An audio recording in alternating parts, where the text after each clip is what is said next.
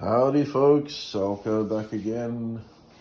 You may think I'm on a roll making videos, but think again. I'm definitely not on a roll making videos. But the videos that I do make are the things that I just stumble across, things that come into my head, and maybe it'll be of some benefit to you. So,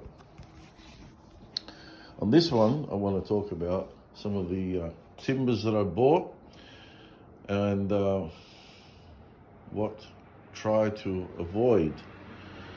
Now, I bought some Tasmanian blackwood, and I always buy them in rough sawn. So there's my rough sawn there, and I buy them in nominal lengths of maybe 2.5 meters. So the thing is here is that my supplier, I've been putting up with this for a while now, and I really don't want to put up with it anymore. When I order timber, he usually doesn't have what I want in stock. So then he orders it for me, and I don't know why, they just seem to pick the worst and the cruddiest of the lot, and then they sell it to me with a smile. I mean, it's not that the supplier's picking it, but the people that are supplying them. And this is what I'm talking about. We've got wormholes here.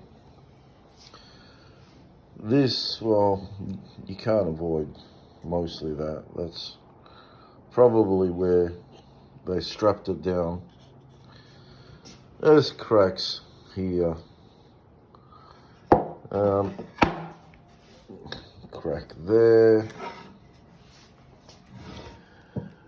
But fortunately, it only goes to about less than 1/4 inch. So, yeah, there's another crack there.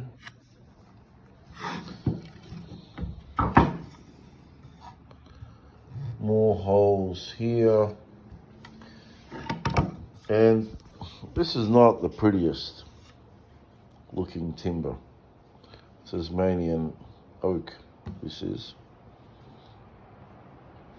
Now, if you go to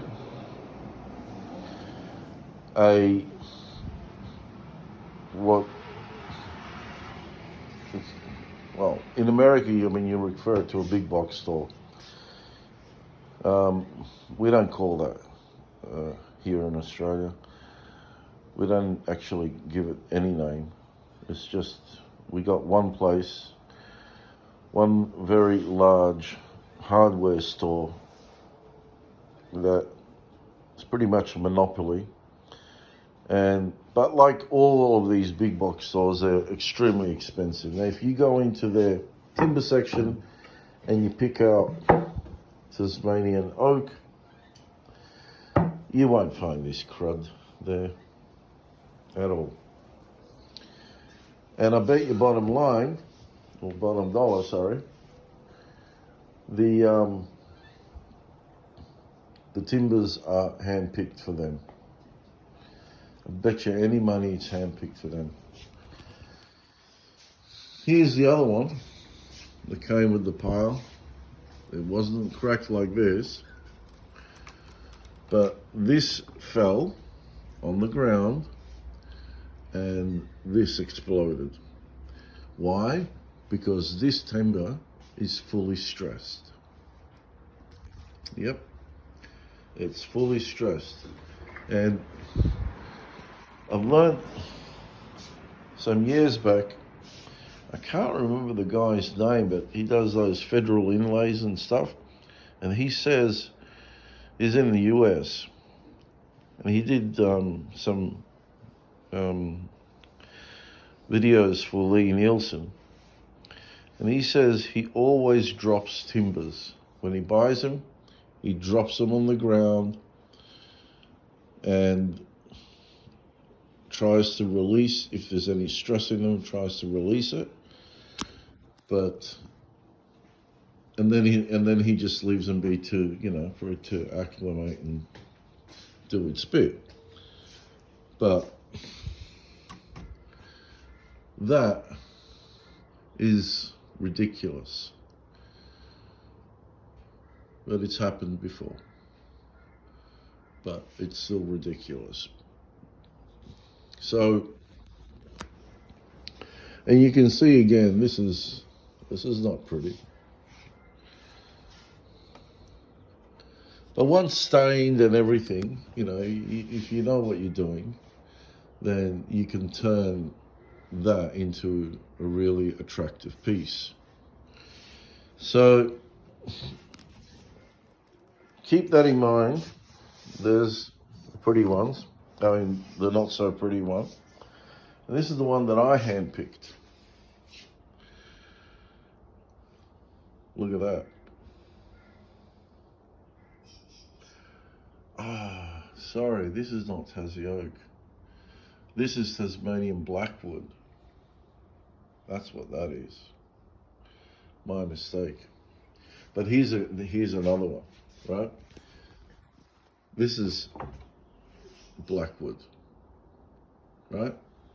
Look at the difference, that and that. This specifically I asked them, can you please not give me the light ones? I want the dark ones, Yeah, I would prefer this, but getting that was just like winning the lottery, in all honesty. But that's what I got. I didn't get the dark ones. But once you're applying the stain to this, it'll turn out to be quite beautiful.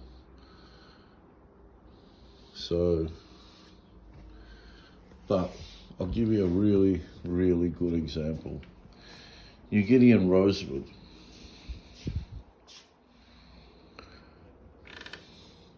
There's that. That's New Guinean rosewood. It's really, really pretty. Is even a better one. That's really, really pretty. And here's the one that they gave me. And that's pretty ugly. And they said, well, that's all we can get. The thing is, the lesson here to be learned is, if you can avoid ordering timber that someone else will pick out for you, then if you can avoid it, avoid it. Don't do any business with these people. And it's not like you're going to be missed either, so don't even think you've got the upper hand, because you don't. These people, they deal with big buyers, and when you come in and you say, look, I only want, let's say for example, 10 or 20 meters, it's like you've just like you've just pricked them with something. You're a thorn in their backside. And I know one timber merchant, they just don't want to deal with small people. And that's the sad fact, reality of life. But if you can find a supplier that will allow you to go through or rummage through their stock, and provided you do the right thing and you put everything back, you're going to come out a winner. But there are two reasons why they don't allow you to do that. Actually there are three. Something could happen to you out there and then you can sue their ass. But something can happen to you in their store, and you can sue their ass anyway. So okay, forget that stupid point. The other points are that you do make a mess, and you don't put everything back, right? And it just creates unnecessary work for them. And I guess the other one is that everyone does that, which, I mean, they do. But then they pick out the best of the best and they leave all the crud for everyone else. So, you're damned if you do, you're damned if you don't. But if you can do it, do it. I've walked into many a times into Bunnings, and there's just timbers, piled up on the floor, leaning stupidly, off the floor. They can fall, it can hurt someone. People are just assholes. That's what they are. They're just big smelly assholes who don't really care about anyone. It's about themselves and themselves only. They can't see past their noses. So when they rummage through all the timbers, they don't bother to put it back. And sometimes I do buy from Bunnings, and because I don't need a lot, I only need a couple of things. Even though they're very expensive, I just bite my lip and pay for it. Now, I do rummage through their stuff because I don't want stuff that's twisted. I don't want stuff, if I'm going to pay premium, I want premium timbers. I want nice, straight timbers. I don't want to deal with any of that crap. And, I'll go sometimes through the whole pile, and I won't find a straight bit of timber there. So I put everything back exactly how I found it. And then I'll go to the next store and I'll do the same thing. And then, in the next one, I will find something decent. But that's what I do. I put everything back.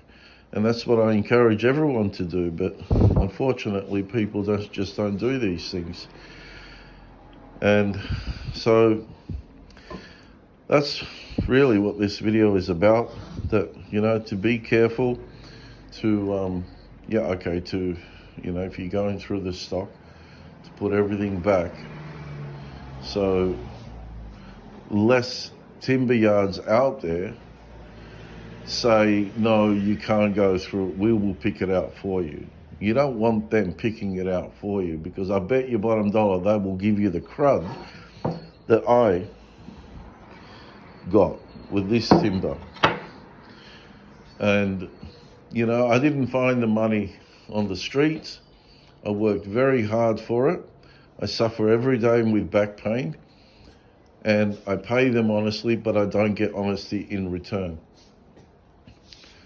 So, like I said, you're damned if you do and you're damned if you don't. It's just the way the world's turning out to be nowadays. All right, that's it. Thanks for watching.